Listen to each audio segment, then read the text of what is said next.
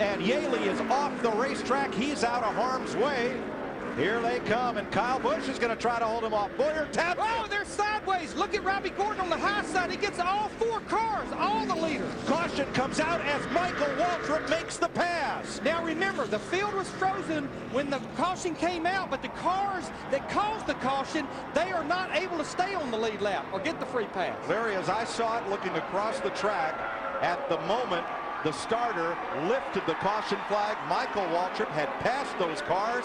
Victory lane.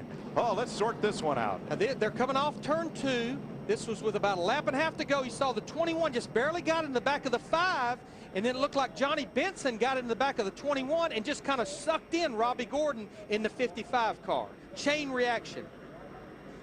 Hanging tough here on the restart. Oh, here we go. Got trouble.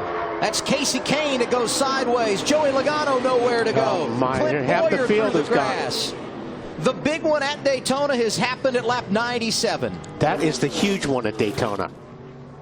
Justin Allgaier. Oh, the Denny 18 Hamlin, gets on its roof. and Kyle Busch rolls upside down. Wow. See the 26 car of Cole Witt, the 38 of David Gilliland. 39 of Josh Wise. Looked like he got it turned around. He got a little bit of dirt coming back out on the track as he came back out onto the race surface. We do have our first caution flag flying as a result, as we've completed just 3 of the 200 laps.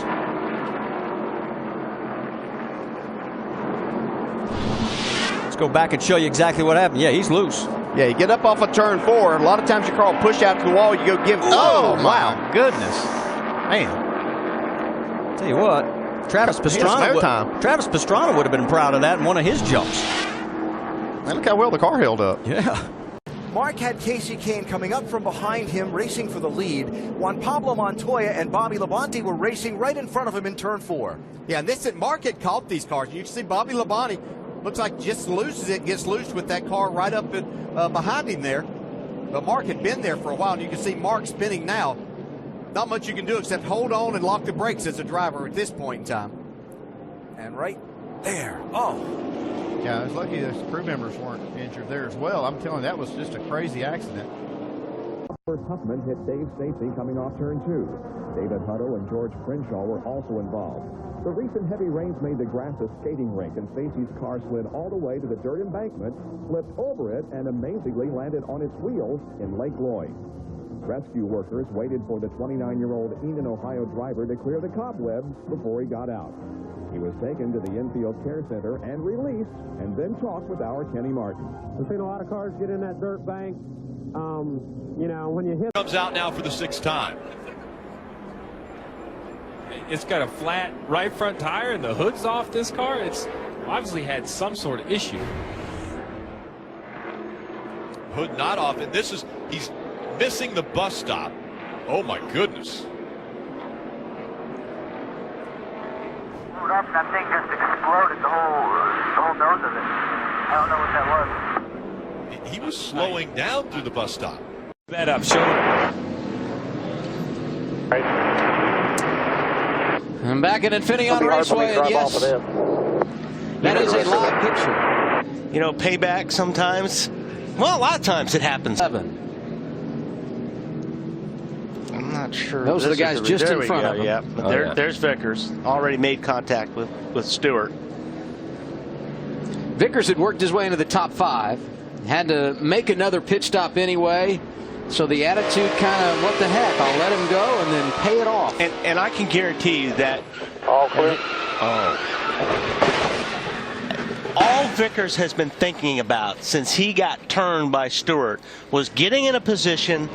one way. He makes slight contact with the outside wall. But then, that's up in 2. Down in turn 3. Oh, here comes a... Jimmy Johnson just nowhere to go. The 43 car of Allmendinger just coming back up the racetrack right in front of him. That is a huge hit. So the caution apparently was for Conway into the wall.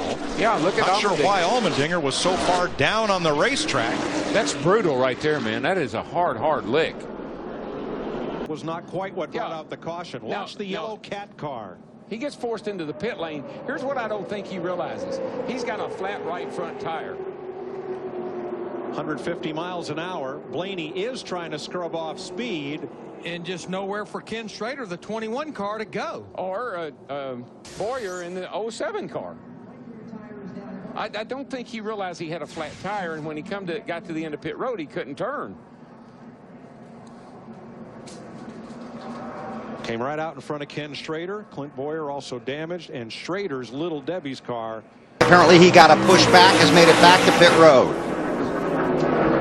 Robbie Gordon helped the 43 back. Harvick goes in! He got McMurray Stewart! Harvick just took out 4 guys. That was incredible. Oh! One just barely got by that. And Harvick just got in there way too deep, got on the brakes, got it loose. That's an incredible dominoes effect. That's an incredible. I don't think I've seen 3 cars spin like that either. Synchronized spinning, and there's Ron Fellows is the other car. After a great run that he had today. You got to give him. Take a look at what happened here that's brought out the second caution of the day. There's Stanley Smith in the middle in the black car. They were running 3 abreast going into that turn, Ken. There's the car number 1 of Rick Mast. There is one car that has gone over the wall, as you see in that. And we'll get that for you in a moment. Stan Smith's car was destroyed. There is another car that went off the top of the Richie Petty car was involved. And there are the remains of the car that went over the wall. And it looks like someone standing there with a helmet, Ken. And got out of that. Let's hope that is the case. The helmet goes off. What happened up there in turn number 11 in front of you, Benny?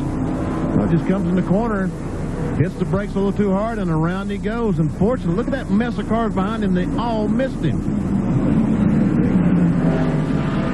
So Terry Labonte is and Derek Cope has gone up over the tire barrier, up over a bank, and the Finger Hut Ford. Oh, my goodness. That is a wild ride. Derek, let's see what happens.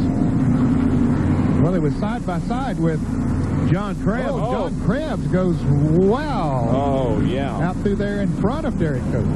And the car overturned several times. So our concern isn't about Derek Cope. He's okay. Our concern is John Krebs.